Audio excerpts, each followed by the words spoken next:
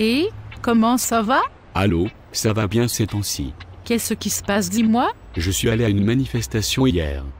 Pour rire, j'ai amené du pop-corn là-bas, un spectacle grandiose. C'est bien, c'était drôle. Justement, une loi spéciale vient d'être adoptée, des jeunes partout, une vraie blague. C'est Charest encore qui fait de la marde? On dirait qu'il a oublié qu'on vit dans une société démocratique, ça ou quelqu'un a oublié de lui donner une enveloppe.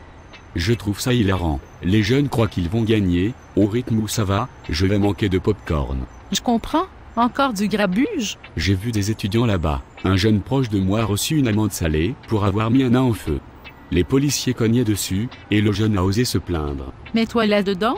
J'étais aussi étudiant en 95, mais je trouve qu'ils exagèrent. Mais cette loi, elle va les empêcher de faire leur manif. On va avoir la paix, mais il y aura plus de show à TV.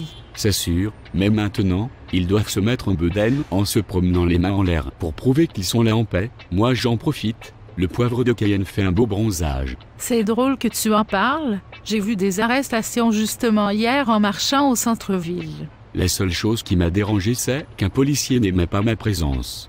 Si au moins il m'avait amené au poste devant les caméras, j'aurais eu l'air badass. Mais pas du tout, j'ai eu une amende à payer de 3 piastres. Ah ben tabarnak, comme si tu avais autant d'argent avec ton salaire de caissier chez McDo. C'est de la vraie bullshit. À ta place, je suivrais les conseils d'Amir Kadir.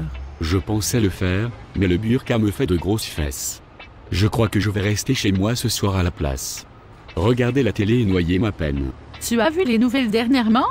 C'est con tout ce qui se passe. Des négociations, comme s'ils étaient prêts à négocier.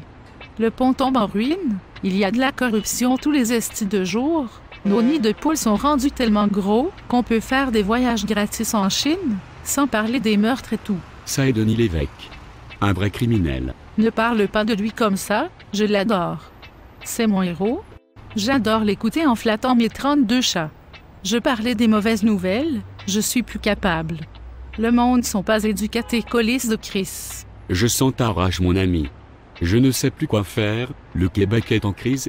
Penses-tu juste au système de santé? Je sais, l'autre fois quand j'ai pogné un écharde, ils m'ont fait attendre 15 jours à l'urgence. Ils passent leur temps à dire de désengorger les hôpitaux, mais Chris, la petite vieille à côté de moi a pété une crise cardiaque. Il a fallu que je la fasse passer avant moi. Un gros 15 minutes à endurer ses cris. Du n'importe quoi. Je compatis à ta douleur.